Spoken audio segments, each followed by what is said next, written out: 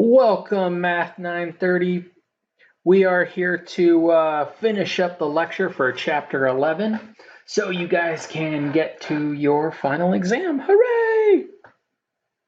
So the last little bit here is section 11.6 and 11.7. And these are the notes that you have, and so I'm just going to run through them, and it shouldn't be too long, and this video should be reasonably length as well. So, quadratic functions and their graphs, and we've been talking about this for a little bit, but we want to look at specifically, all right, this form, which is known, all right, as vertex form. It has a parentheses x minus h close parentheses squared plus k. This is a very, very nice form because each of these pieces means something specifically. The a, all right, the A piece is how narrow or wide the graph is. If it's positive, the graph will be open up. If it's negative, the graph is open down. Then the squared, of course, indicates it is a parabola. And the H and the K indicate the vertex point, the shift on the X and the Y axis. And there's also a line of symmetry along the line x equals k. So let's look at an example here. So I want to graph f of x equals 1/2 x minus 3 squared plus 5. And we can do this in our calculator, but we can also look at this just with the information given here. I can graph this faster by hand than I can in a calculator. So this piece right here, even though this is a negative, it's always the opposite sign. So notice this is always a negative, but if it's a negative inside, that actually means the opposite sign. So this is the x shift, and if it's negative h, that means h over, all right, h to the right. So in this case, this is negative 3. That means 3 to the right. 1, 2, 3. Then this guy means 5 up and down. So that's 5 up. So we had 3 over, 1, 2, 3, 4, 5. And that right there is the vertex. Then the rest of this information. The A is real. We know it's a parabola because it's squared. And then this value right here is the only other piece we need. This is 1/2 and it's positive. That means the graph is open up. And if this number is smaller than 1, if it's between 0 and 1, if it is between 0 and 1, that means the graph is a little bit wider, right? If it is greater than 1, the graph is narrower. So just to emphasize this, something to this nature. So a parabola, open wide. We can also do this on the calculator. So in the y equals, we can enter our equation.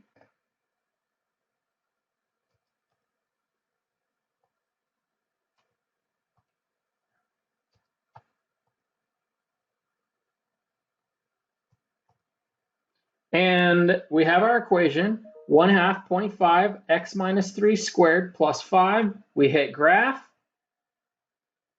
And again, we have it a little bit more emphasized here than it is on the calculator, but this is 3 over, about 3 over 5 up. And it's a little bit wider than a normal graph. So similarly, we can graph these much, much quicker by hand than we can in the calculator, actually. And details are specified here. So once again, we have our point that makes this 4 up, and this is a plus 3, but remember it's the opposite sign, so that actually means start at 0, 0, and actually go left 3. 1, 2, 3, and then up 4, because the plus 4. 1, 2, 3, 4. And there's our vertex again. Now this is a negative 2. That means the graph is going to be open down, and it's a little bit narrower. So again, I'm going to emphasize this. So I'm going to make this very, very sharp because 2, all right, is greater than 1, which means the graph is narrower. And that's all there is to graphing quadratic equations using vertex form.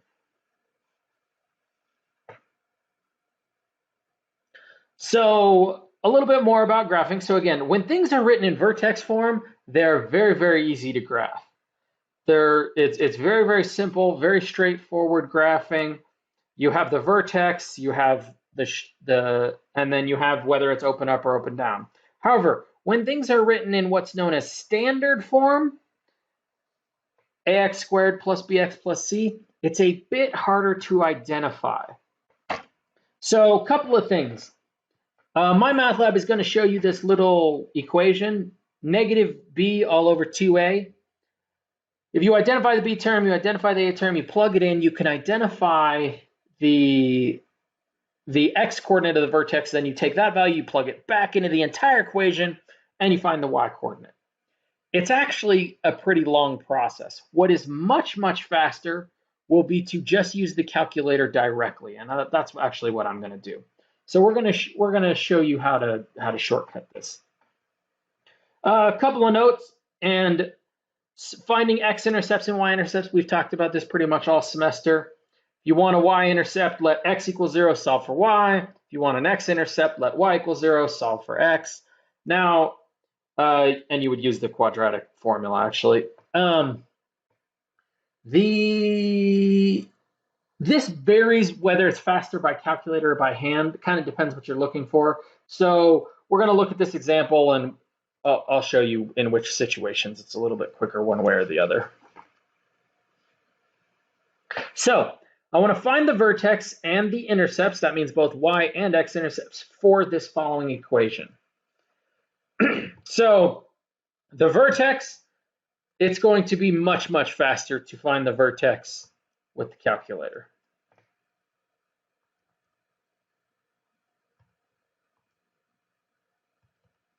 So we put our equation in, we hit graph,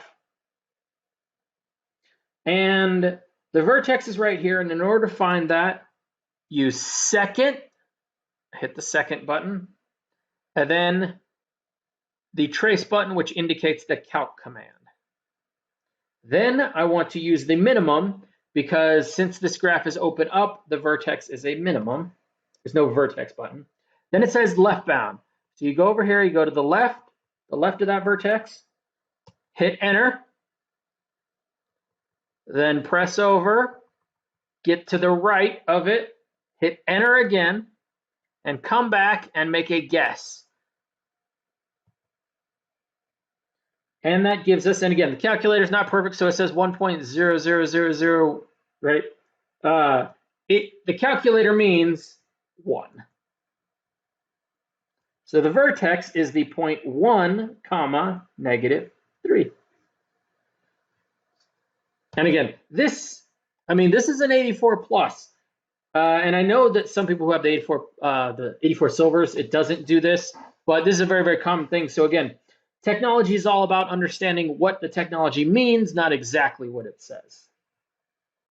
All right, then we want to find our intercepts. Let's start with the y-intercept, because that one is actually very, very simple. The y-intercept, right? In order to find the y-intercept, you let x equal 0 and solve for y. Looking at this equation, if I just plug in the zeros, right? Y equals 0 squared minus 2 times 0 minus 2. This gives me y equals -2.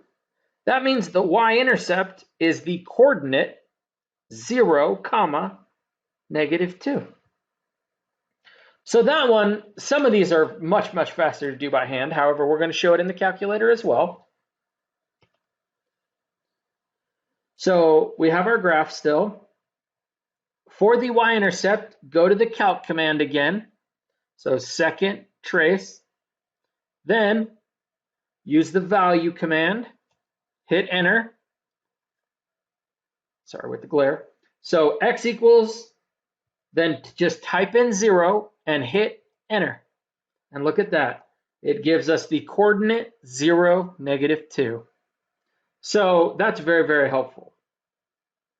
The x-intercepts, now I could solve this. I could solve this by hand to find the x-intercepts, because that means you let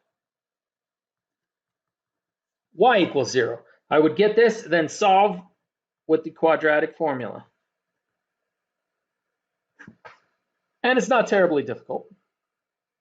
You can do it by hand with x equals negative b plus or minus square root of b squared minus 4ac all over 2a. Or we can use the calculator again.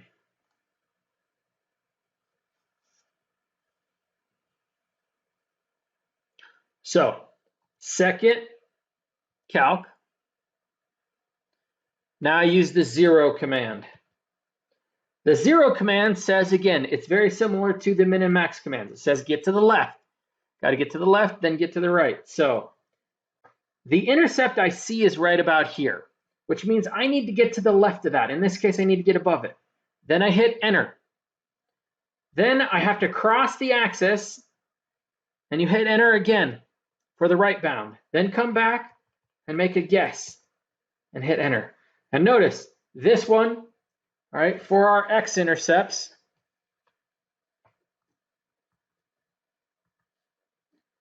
we have the point, according to our calculator, we're just going to round this, negative 0.73, 0. That's not it.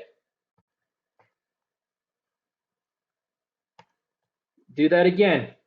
0 command, enter. Now I want to find this one. So to the left of it means I'm over here. Hit enter.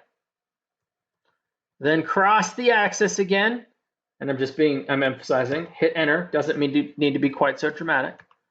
Then come back and make a guess as close as you can get on the point, and hit enter one more time.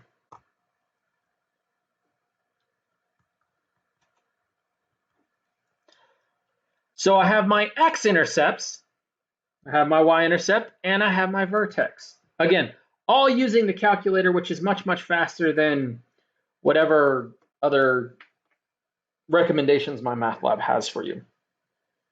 All right, that should be everything. I hope that is helpful. Please let me know if you need any assistance.